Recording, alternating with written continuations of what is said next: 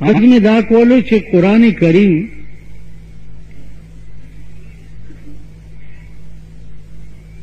اقیم الصلاة ویلی دی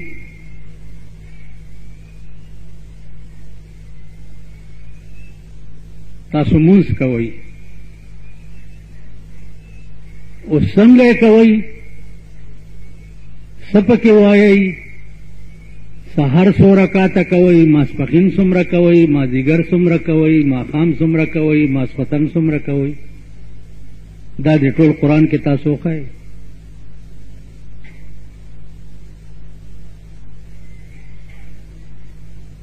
نو دا اقیم الصلاة تفسیر چې ده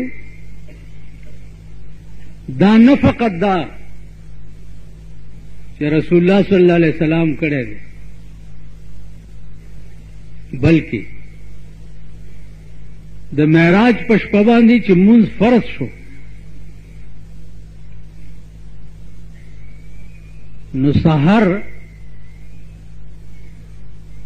جبرائیل علیہ السلام رسول اللہ صلی اللہ علیہ وسلم سره خدای راولېږل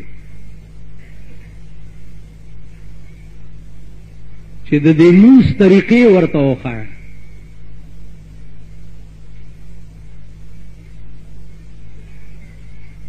جبرائیل علیہ السلام 3 ورځې رسول الله صلی الله علیه وسلم سره ډیراو او 3 ورځې ورته سحر د 2 رکعاتو فرض و جمع به جبرائیل ورکوله جبرائیل علیہ السلام به مخکې شو پیغمبر به ورپسې ولاړو او په 2 رکعاتو کې به چې دا تاسو څنګه قرات وایي او تشهد وایي او سبحان ربی الاعلی و عظیم وایي دا ټولې طریقې جبرائیل مخکې په جمع سره پیغمبر ته عملی طور وښودې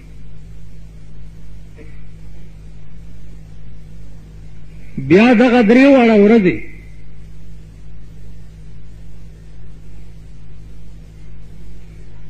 اوقات مختلفو سحر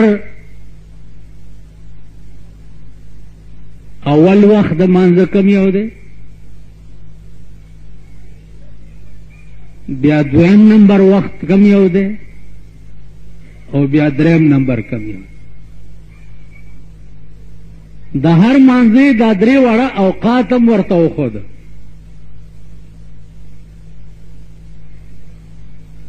سبا چوخیږي مونږ رواش بیا چې له 7 منټه تیر شي دا د منځ وخت دی بیا د نور خطونه وړاندې دا اخري وخت ماسپخین چې زوال شي دا د منځ اول وخت دی بیا چې ګنټه نیمه ګنټه تیر شي دا منځنی وخت دی بیا چې د نور سوره مثلینو ته نه رسېدلی یو ډکې داسې ودروه نور ته او هغه داسې ناب کې چې په ډبل ته د هغې سوری ورسي نو د ماسپښین وخت ختم شي او مازدیګر وخت شروع شي نو چې ډبل ته د هغې سوری نه رسېدلی نو د ماسپښین لمونځ کېږي د دغه وخت نه واله د مازدیګر لمونځ ټایم شروع شي این تر نور پریوتو پورې چې نور سو پورې پریوته نه د مازدیګر لمونځ کېږي ماښام چې نور پریوځي دا اول وخت د ماښام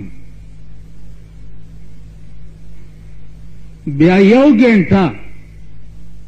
او 25 منټه دا د ماښام د لمونځ ټایم دی سو پورې چې دې طرف ته سپینوالی وي نو د ماښام لمونځ قضا نه دی چې سپینوالی غیب شي او توروالی راشي ماښام مونځ قضا شي. دا 1 غنټه او 25 منټه ټیم. اوس تاسو خدا مشهوره ده که نه چې هله د ماښام ډېر نازک وخت دی، زر کوه، نازک وخت نه دی. 1 غنټه او 25 منټه د ماښام د مانځه ټیم. د امام شافعي رحمت الله علیه مذهب دا دی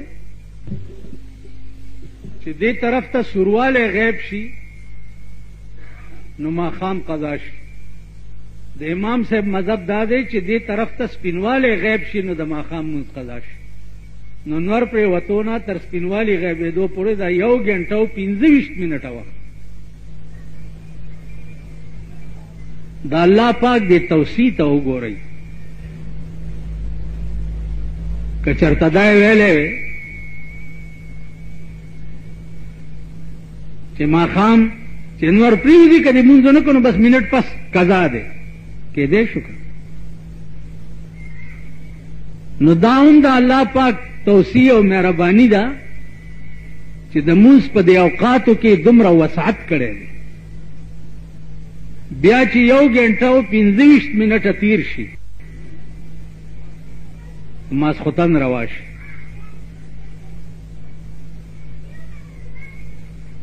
ماسخوتن روا شي نو عین تر سبا خطو پورې په دې ټوله شپه کې د ماسخوتن مونځ کېږي چې څو پورې سهار د اسمان په کنارو کې سپینوالی نه ښکاره شوی، تر هغه وخته پورې د ماسخوتن مونځ کېږي ټوله شپه. زما عزیزان، دا اقیموا الصلاة تفسیر چې دی هغه عملی طور جبرائیل علیہ السلام رسول الله صلی الله علیه وسلم ته پوی. پیغمبر دا تفسیر بیا په حدیث کې بیان کړي. که ته حدیث ونه مانی نو اقیموا الصلاة لګیا اوسه که نه ته به څه کې.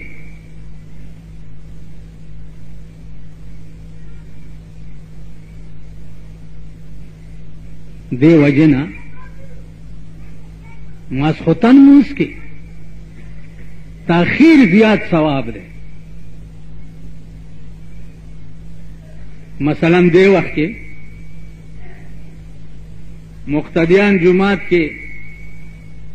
نن سبا د امامان خو د خدای بندگان نه دي، دا د کوڅه ډبو بندگان دي، مقتدیان نه دي. زه بجلیګر کې امام وم نو یو سړی نمازیګر مونځ وشو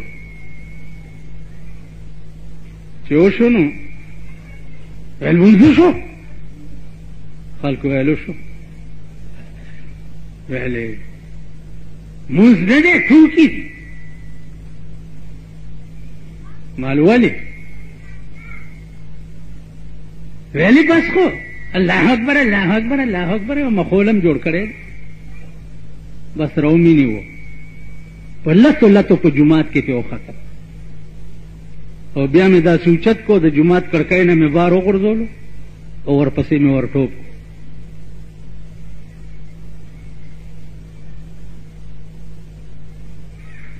چې مرد خم یې ووالو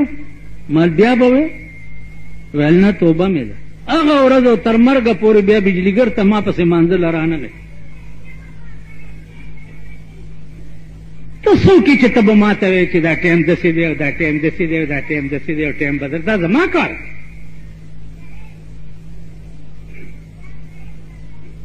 ته یې څوک که د کور نه دې وظیفه رالیږي مه رالیږه، سرسایه راکې مه راکوه. نو ما 22 کاله امامت کړی دی، خو ستاسو دوا په کار ده، د غیرت امامت نه کړی. اوس امام دی استاد دا ټیم بدل کا 9 بجې کا پابندي و ډېر ناوخت دی، نو ته څه کې غډېږي پابندي 9 بجې څه پتو پا لګي. د غرغښتو مولانا صاحب دی الله غریق رحمت کی، الله اکبر، ټول ژوند دی دینو، ټول ژوند په جمعې کې به د ماسخوتن لمونځ په 10 بجې کول په جمعې ولی وی رسول الله صلی الله علیه وسلم فرمایلی دي چې د ماسخوتن لمونځ کې تاخیر مستحب دی ماسخوتن لمونځ چې څومره لیټ کولی شي عمره پکې ثواب زیات دی څومره لیټ چې کولی شي نو 10 بجې به 9:30 به بانګ وویلو خلک به پکې ودم شو بیا به راپاڅېده که څه کارونه به یې هغه به وکړه نو ما ته یو ورځ تپوس وکړو ما ته وی چې بچیا داسې چل دی چې پیغمبر ویلي چې تاخیر د ماسخوتن په لمونځ کې ثواب زیات دی نو زه پوه شو بل پیغمبر فرمایلی دي چې اسفروا بالفجر فانه اعظم للاجر د سحر په لمونځ کې اسفار کوئ اسفار دا مانا چې بالکل په غلس تیاره کې مه کوئ چې لږ رڼا شي نو بیا یې کوئ ایک فایده دا ده چې کم کسان لغوندې بیماری یا لټ وي هغه به هم ټول جمع ته راشي او پکې به شریک شي نو د سهار لمونځ چې په آخر وخت کې وشي د دې ثواب زیات دی دا مذهب دی د امام ابو حنیفه رحمت الله علیه نو زما عزیزانو دا نقشه د اقیم الصلاة پیغمبر جوړه کړې ده که ته حدیث ونه منې نو ستا عبادات چې دي هغه ټول اډوشته نو نه پکې سهار شته او نه پکې ماسپښین شته او نه پکې مازدیګر شته